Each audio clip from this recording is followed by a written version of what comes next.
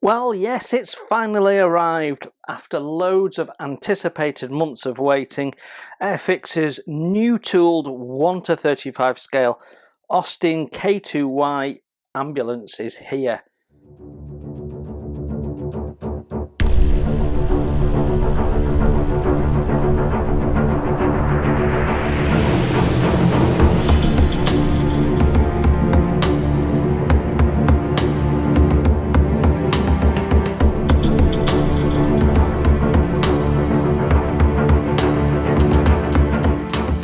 And welcome to Model Kit Stuff. I am improvising a little bit on this video. As many of you know, I am out of action at the moment because I'm having a new kitchen, which means I'm having to improvise where I film this. I can't not film this. It's landed on my door today. It's just happened to have landed just before lunchtime, so I'm using my lunch break to start filming this, and we'll probably pick it up a bit more later. Okay, so you might be wondering what's in the little brown box. Well, like I say, people pre-ordered this quite some time ago and have been waiting for it quite patiently for a long time, and Airfix have rewarded our patience with a little free gift. An Airfix pint glass. So when you finish your build, you can reenact the bar scene at the end of Ice Cold in Alex. Perfect. So this is a genuine brand new tool from Airfix. It's actually manufactured by Academy, but it's not an Academy kit, it's not a Reeboks kit, it is a brand new tool solely for Airfix. So let me just explain how that works. Airfix do the research and make the decision that they want to launch a particular kit.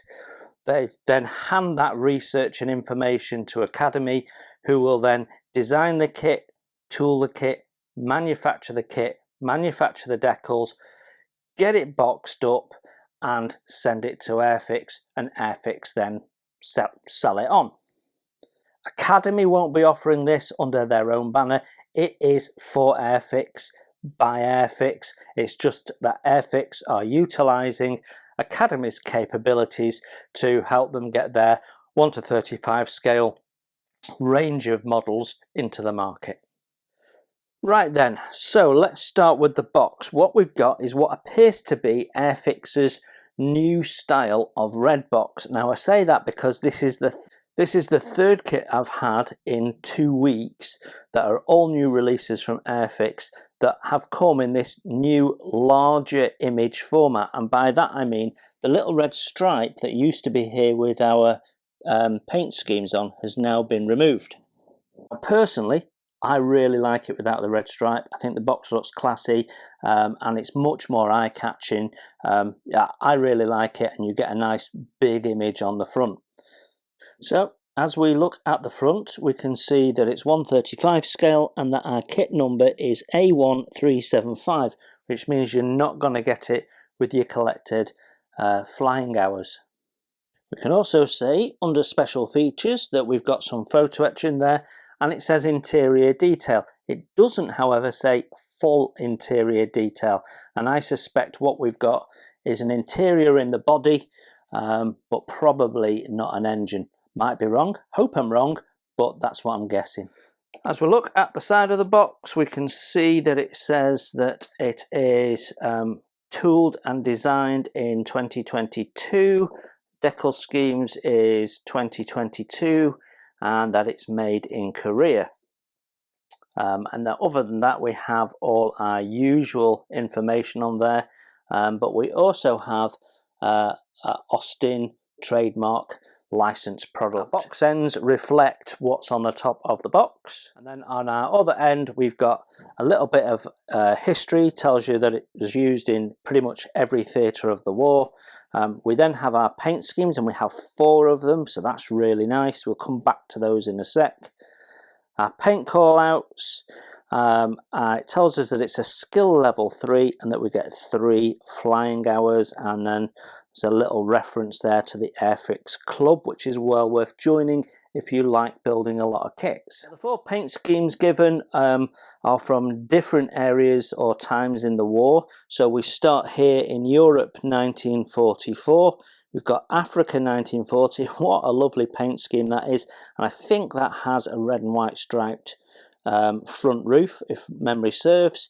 Then we've got Egypt 42, and then we've got England 1944, and this is the Auxiliary Territorial Service, and I believe the number on the bonnet, I believe this is the ambulance from the famous photograph of the Queen changing a wheel.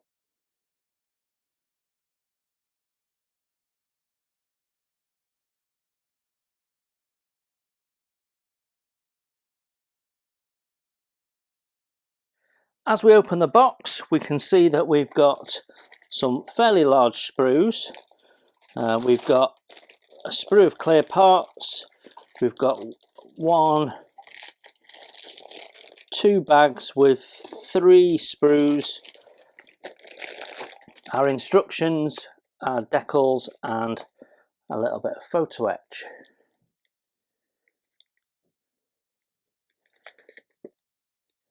Right, let's have a look at the instructions first.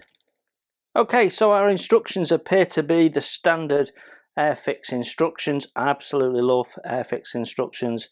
They're some of the very best you can get. We start off with a bit of history in different languages. Right at the top here, it tells us that we've got a model width, model length, tells us we've got 4 decal schemes, which is the same information that's on the box, other than the box tells you there's 146 parts in the kit. We've then got our assembly icons and then an instruction on washing all the parts before you start. We have a slightly different icon there for our paint numbers throughout the instructions, so that's one of 2 newish icons I've seen recently from Airfix. And over the page we're greeted by a sprue map, which isn't something Airfix generally do on their kits, but it is something that Academy does. So this is clearly their influence, or maybe their design team that's done the instructions. The instructions have a slightly different feel to them, and we'll talk about that as we go through. But we can see here it's telling us that we've got 3 plastic sprues, the clear one and the photo etch that we've already identified. As we look at the first 2 steps here, we can immediately see a slightly different approach than the standard Airfix. We've got little red marks here, which is telling us where our connection points are, whereas usually red on an Airfix instruction means that's where you put your last part, and it shows you the last part you added. So there are some differences. So if you do a lot of Airfix kits, just take a moment to familiarise yourself with a slightly different way of working.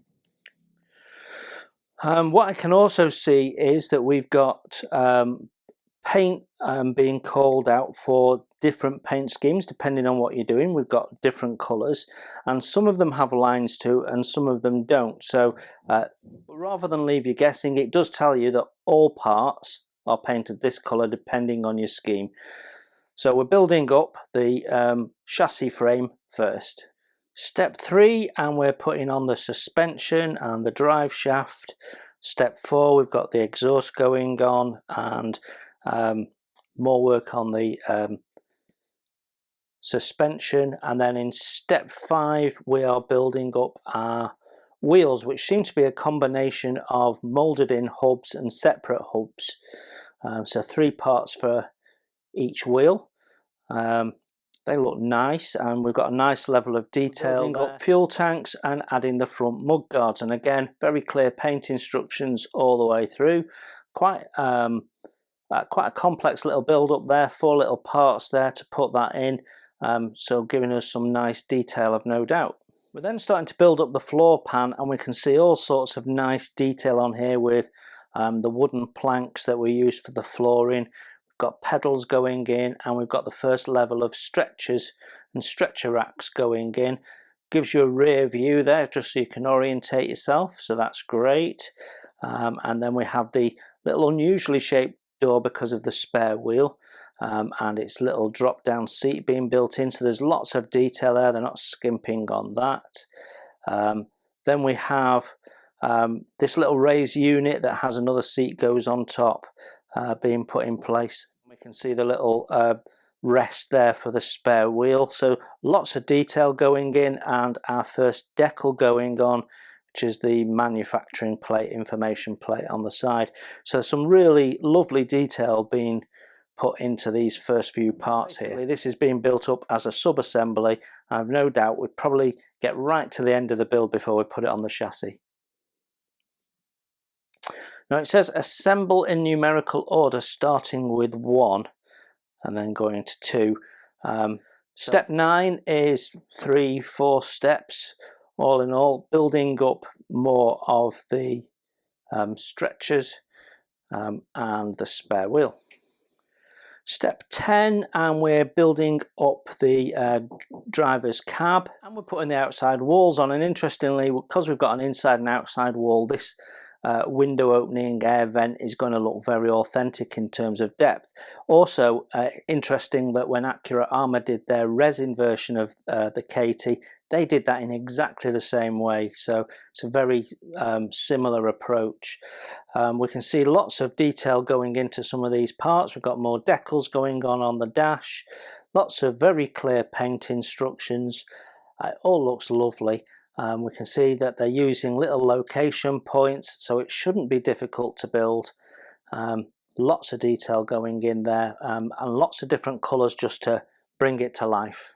Step 11, we've got our windscreen and engine firewall going in, the roof going in.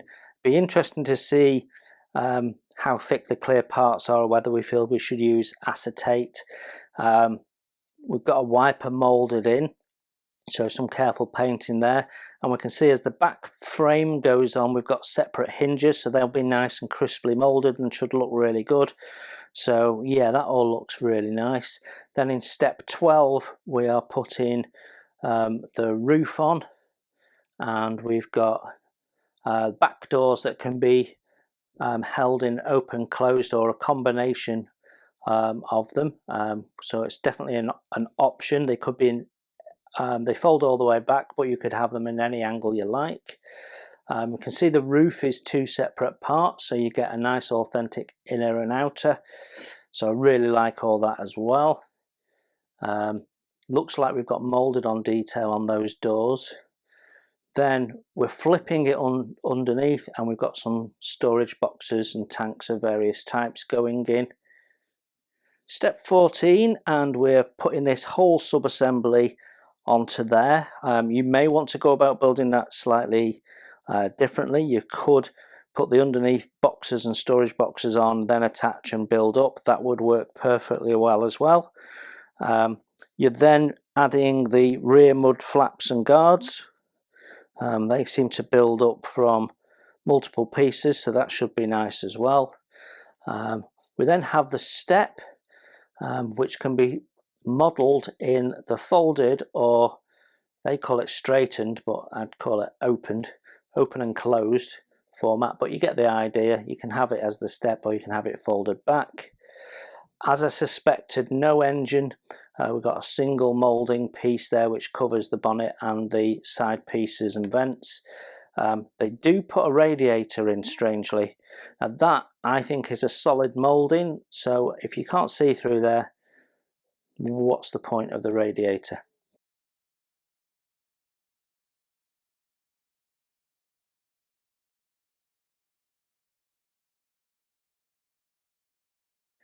Step 18, and we're adding our doors, which are canvas that folds back and ties down. We've got some photo etch being added there for our little plates that go on the front there, and not quite sure what that is. Very clear to me what that is or where it's going, to be honest. We've got another photo etch plate there, and then we've got our side view mirrors there, our wing mirrors. It's a step, one on each side. Okay, obvious when you look a bit harder. And then 19 is our final step, which seems like not many steps for an Airfix kit, but what we've got is a lot of steps within steps. And we're dealing with headlamps and the bull bar on the front, and the horn and bits and pieces just to finish it off. All very nice. Well, paint schemes are the normal format. We've got multiple views. We've got the paints listed in the top, tells you what version it is. The black numbers refer to the colours, so 60 being their matte scarlet, and then the red numbers refer to decals. So you may want to be careful with the roof. That is a full decal with 2 little square holes in, and then there's a vent, you can see it standing proud there, that goes on top, so that probably wants to be added after the decals. But you can see there's quite a few decals on there. It looks really quite good. Our second paint scheme is really nice and very unusual. I've not seen that on a military vehicle before. And look at that at the back, and then we get this stripy roof. It's just very unusual. There's a lot more colours involved. I've got to say, I really quite like it, and I'm very tempted to say that's the one I'm going to do, but it's not the one I'm going to do, and we'll come back to that in a minute. Okay, paint scheme C, and this is the one that I'm going to do, is the all over sand coloured paint scheme, and this is the paint scheme that's recognisable as the Katy in the film Ice Cold in Alex, and I plan to have an Ice Cold in Alex diorama. In fact, I've already started the diorama base, so at some point when we get to building this, I'll be ready to go. I've collected the resin figures, and we'll recreate the scene at the waterhole where they're grabbing fuel before it gets sugared for the Germans. Then our last paint scheme is D, which is I've double checked, and it is exactly the same number as the Queen's vehicle, which means you can do that famous ambulance from the photos. So our decals are up next, and as always with Academy decals, they were a bit shiny. I'm not sure why that is, but obviously most people are going to add some form of varnish afterwards, so it's a little bit irrelevant.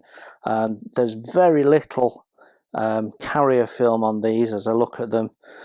We've got the various different bonnet numbers and markings, but predominantly what we've got is a load of red crosses, and they look very vibrant. I'm just looking here at the ones where we've got the cutouts, and they are nice and crisp, so shouldn't give you much in the way of issues. They do feel a little bit thicker than the ordinary cartograph ones that you get in an Airfix kit, but they're perfectly fine. I don't see any issues with them. Register appears to be good. I'm not 100% sure about that one though. It might be it's supposed to look like that, and we'll get a better view if we end up using that one. And then we've got our little dashboard decals and what have you.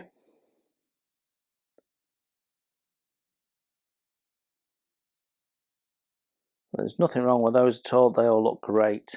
Next we have our photo etch.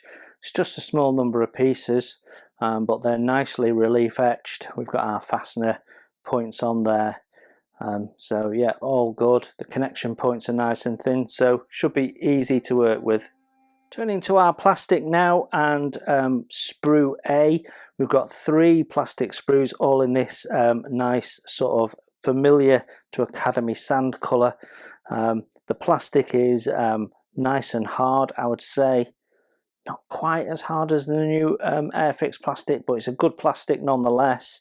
And what we can see here is we have some of the larger parts and some of the structural parts on here. First impression is everything is nice and crisp, and we have no flash and no obvious issues, although I can see some seam. We'll look at that in a minute. So if we start over here, this is the inside roof, and we can see we've got some lights moulded in, which is nice, and some air vents. So a little bit of time doing some detail wash and pin washers should make all of that look really good. Then we've got these boxes here, and there's nothing on them, there's no feature on them.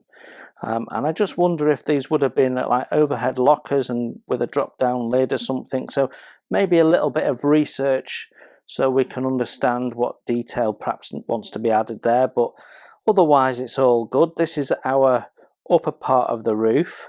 Now I thought these were going to be separate parts, but they're moulded in, so that decal has to fit around that. So that could be quite interesting. You might want to split the decal and meet it around these in some way, possibly. Something to think about anyway. But yeah, A nice roof. It's moulded in with the structure for the front, so that sits just proud of the cabin roof there. And we can see how these locate together. So yeah, very nice. We've got the little ribs on the roof there where it was held together, so that's all good. Then we've got some interior detail. This is yeah, and the doors, and we've got a bit of the chassis frame. So the doors all have the vents in the closed position, which I'm not sure would have been the case if you're modeling it in its African situation. But the detail is nice. The handle is crisp. All looks good. We'll flip it over and have a look at the other side in a minute. And then we've got our outer and inner roof, and again, all looks really nice and crisp. And the other part of our chassis. Then we have our little seat, and it has a nice gentle texture on it. It's not extreme or overdone or anything like that. So that's our seat there. And then we have our step, two parts to the step, so it's nice. That's nicely molded, so even when folded closed you're going to get some detail and some depth to it, so I really like that. Some smaller parts there. Our wing mirrors are slightly convex. You can see the shape there. It's painted up, chrome and a bit of gloss varnish. They should look really nice. The seat here, I'm not sure if that is zinc because it is quite a thick plastic part, or whether it's supposed to be some form of indentation. So a little bit of research to confirm that. I think it might be zinc.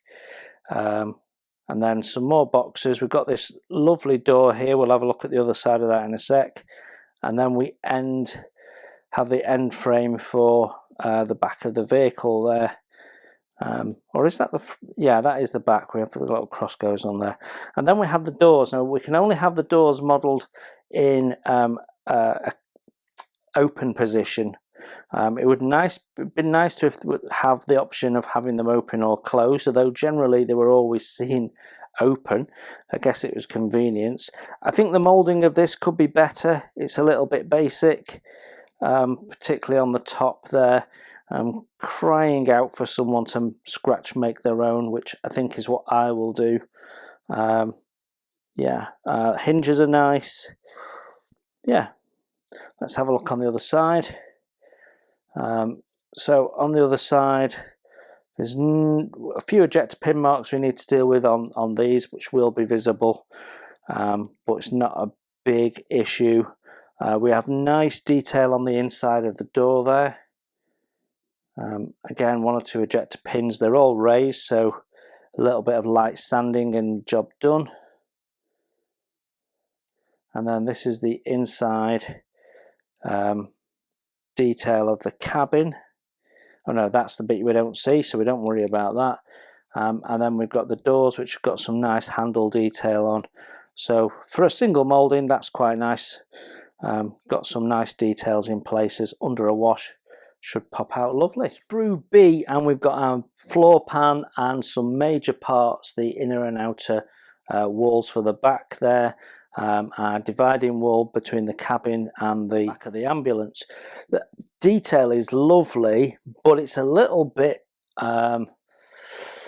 uniform, I suppose is the word, for want of a better word. And I'll tell you what I'm talking about here, where we've got these seats. So when you look at the seats and when you look at the stretchers here, they're all identical and uniform. It would have been nice to have had some creases, some gathered up material, something that made them for individual stretchers. There's nothing wrong with them as they're molded. They're really nice and crisp, and under paint they will look great, but there's no animation in the part, and it's the same here. It's all perfect museum condition, but actually we want something that shows that it's been used and it's been sat on and so on. So other than scuffing it up with paint effects, there is nothing there to help the modeler with a little bit of realism. We'll have to have a closer look to see whether it's possible to have some of these in their, some of the stretchers in their stowed position. I think the reality is they all have to be down, but in real life the top ones could be folded up. So a little bit of looking into that, I think. What we have got is some very nice detail throughout. We've got nice fastener detail, little latches and hinges all depicted well. We've got lots of nice little fastener detail around the windscreen frames, for example. So the detail level is really quite nice. The same on the dashboard, if I can show you that. There you go, all the switches and things, the bezels pulled out really, really nicely. The cushion, and look, we've got some lovely detail on the ends here. Really, really nice. I think the louvres are done really quite well. When we come to the floor pan, we've got some nice correct detail on there. Wooden floor for me is possibly slightly overdone, but you've got some nice recess work there for catching your washers, some dirt, some dust, some sand. That could look really quite nice when weathered up. So I personally don't mind it. It'd be interesting to have a look and see if these were butted together or whether there was these sort of obvious gaps between the planks. I suspect they were more tightly butted, but I don't know. But yeah, I think it all looks lovely. That, no issues with that whatsoever. Flipping it over, and this is the inside now, and we do have ejector pins to deal with, or yeah, I'm not sure whether we'll see that or not. Those might not be ejector pins, they might be location points for the stretchers. I'm not sure, but I think they're more likely to be ejector pins. All need filling. Plenty of ejector pins under here. Again, a bit of filling work because some of this will be visible if you're picking the model up and inspecting it. That will be filled by the tyre, unless you're showing the tyre not in there, in which case you'll have a bit of cleanup to do. So a little bit of cleanup in places, ejector pin marks, but most of them won't be seen. So yeah, another good sprue of parts. Right, sprue D, which includes this loose part that was in the bag with it. So we've done sprue A, sprue B, sprue D, the clear parts of sprue E. So where's sprue C? Tantalising what might be coming in the future, but clearly there is something we've not yet seen. Okay, the separate part is the bonnet, which is nicely moulded. It's actually not too thick at all. We've got the latches moulded on, and the louvre vent is moulded on, and should all look nice under a wash. The hinge is a single line, but what you could do with a sharp knife is just put some little hinge joints in there to add a little bit of realism if you wished, but for most modelers I think that's going to be great as it is. When we look at the sprue, we've got a lot of wheels on there. Detail on it is lovely, as good as anybody's. I like the tread. We've got no writing on the sidewalls though, which obviously there would have been, which is a shame, but not a showstopper. We've got nice detail on the leaf springs, some lovely detail, finely moulded part there, whatever that is, looks like a gun clip or something. We've got nice detail on the front bumper, on the mudguards there. Yeah, some ejector pin marks to fill in there, as I suspected there would be. All the details for the underside of the vehicle look very nice and crisp. We've got our radiator there, which I guess you might see through the hole a small amount of it, but not quite sure why it's in really. The fuel can ends look the fuel tank ends look lovely. Exhaust as a single moulded piece, all looks good, no issues with that. And then we've got our radiator, which is really nicely done. We've got the Austin coat of arms on there, a little bit of a wash in there, and that'll really pop out. That's lovely. Our pedals have texture on them, so that's a really nice touch, not just a flat lump of plastic. Yeah, very nice. Got lamps and various detail parts. What looked like fuel can tops, but I didn't see us actually using that, unless I missed that in the instructions.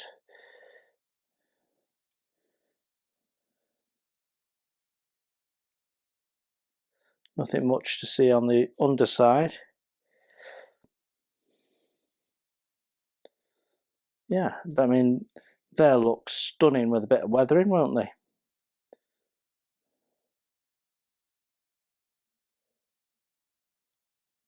Oh, finally we have our clear parts, and they're very nicely done. They're very clear, not much in the way of distortion, in fact virtually no distortion, but they are mainly flat parts. The most interesting thing here is how many you've been supplied that you don't need. You don't need those, you don't need those, you don't need that, and don't think you're even using the glass headlamps, although you might be. Basically, these are the three you're using. That goes in the door, that's your windscreen, which means we definitely have more to come from the Austin Katy at some point. So they look like door windows to me, and that looks like different type of windscreen. So there is definitely more planned, which is exciting. But yeah, there's nothing wrong with those. They're lovely and crisp, and they're not very thick, so you may well get away with using them without them looking like great big thick chunks of bottle bottom glass. So there we have it. Airfix's 1:35 scale Austin K2/Y ambulance. What is my first impressions? Well, as always, I will try and be as objective as possible, but I have to say I've been waiting a long time for this kit, and when they announced it I was really excited. I do have the Accurate Armour version, which is part built, so at some point we might do a little comparison. But what I would say is this stands up really well against the Accurate Armour resin version. I think it's got plenty of detail. It's got nice interior, very usable interior at the back end of the ambulance there, and we've got a very nice detailed open driver's area. Where you need detail, you've got detail. Highlights for me, putting aside the subject matter, we've got 4 paint options, which is really good, and some of them very, very interesting and quite unique. We've got a very well depicted ambulance, which is going to lend itself to many dioramas or as a standalone display piece. I think it's nice that they've put a little bit of photo etch in for these parts that are really shouting out for it, so that's a nice little way of working as well. And it's a nice touch, even though they haven't mentioned it on here, and I'm sure there's a legal reason why they couldn't. It's a nice touch that they've given us the famous ambulance from the Queen and her wartime service. So I would love to do that. I can see myself buying another one of these already. I really can, because I need to do the ice cold in Alex diorama. I've been looking to do that for a long time, and Airfix have managed to scratch that itch for me. Low lights, that bit there is not well depicted on the box art, and it's even worse in the plastic. It is definitely the worst little bit of the kit. For me, a little bit of rolled up tissue paper painted up will look far better than the moulded part, which was a bit lackluster. I also think there was a little bit of detail missing off the canvas and the seats, and just needed a little bit more wear and tear and creases and a lived-in look in places. It's a little bit clinical, and I say that about other kits as well. I said it recently about ICM's vehicle interiors. They're a little bit clinical. You've done one and then you repeat it several times and they all look the same. So a little bit of individuality for individual parts, but that's my only thing that I can see that I would like improved on this. I think you've got a great kit. It's not too complex, but at the same time it builds up with enough to do to get anyone into dragging them into the build. I love the fact that they've done an inside and an outside rather than a big thick piece of plastic. We've got nice roof spacers and so on. I think this kit is going to sell in the bucket loads, and quite rightly so. It's a big gap in the market for me. We should have had one of these years and years ago, and these were used in all sorts of different formats, so I'm really excited to see what else comes from Airfix in terms of their Katy. But this is a really, really nice kickoff to the Austin K2. So I'm looking forward to more. I'm looking forward to building this.